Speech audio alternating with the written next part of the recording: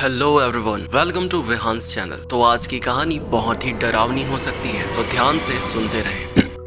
साल 1959, जनवरी की कड़ाके की ठंड, यूराल पर्वतों की बर्फीली चोटियां सूरज की रोशनी को भी चुनौती दे रही थी। 9 अनुभवी रूसी हाइकर्स इगोर डाइटलोव के नेतृत्व में एक रोमांचकारी अभियान पर निकले थे। उनका लक्ष्य था डाइटलोव दर्रा फतह करना। हाइकर्स में ल्यूडमिला दुबिनिना जैसी अनुभवी पर्वतारोही थी, तो यूरी कृष्णात्स्की जैसे उत्साही नौसिखिए भी शामिल थे। हफ्तों की कठिन ट्रेनिंग के बाद वे इस पल के लिए तैयार थे। पहले कुछ दिन आसानी से कट गए। बर्फ से ढकी ढलानों पर चढ़ाई करते हुए वे एक दूसरे का हौसला बढ़ाते रहे। शाम को तंबू लगाकर वे अलाव के पास जमा होते, गर्म चाय पीते और भविष्य की योजनाएं बनाते। लेकिन जैसे ही वे ऊंचाई पर चढ़ते गए, वातावरण बदलने लगा। हवा तेज हो गई, तापमान काफी नीचे गिर गया और बर्फीले तूफान उन्हें घेरने लगे। रातों को अजीब सी आवाज सुनाई देने लगी, मानो कोई उन्हें दूर से देख रहा हो। आखिरकार वो डाइटलोव दर्रे पर पहुंच गए। थकान से चूर लेकिन जीत के नशे में उन्होंने अपना शिविर लगाया। रात का खाना खाकर वे अपने सोने के बैग में घुसे, लेकिन तभी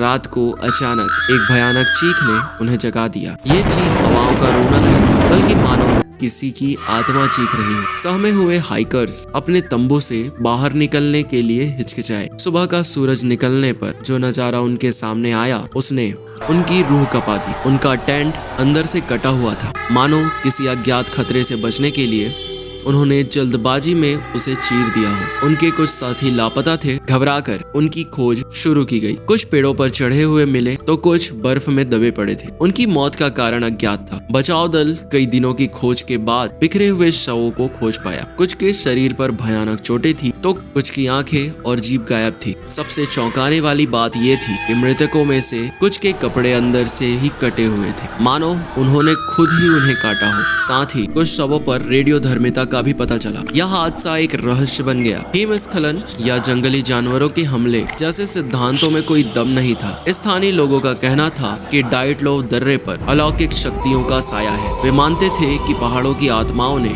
हाइकर्स को दंडित किया है। सोवियत सरकार इस हादसे को दबाने की कोशिश में लग गई। उसने मामले की फाइलों को सील कर दिया और मृतकों के परिवार को भी सच बताने से इनकार कर दिया। इस घटना को लेकर कई अफवाहें फैल गई। कुछ का मानना था कि सरकार किसी गुप्त सैन्य अभियान को छिपाने की कोशिश कर रही है। तो आपका इस विषय में क्या राय है, आप कमेंट कर सकते हैं। ऐसी और कहानियों के लिए आप विहान की डायरी को सब्सक्राइब करें, ताकि आप हमारी नई वीडियो से अपडेटेड रहें। तो मिलते हैं नेक्स्ट वीडियो में। Bye bye.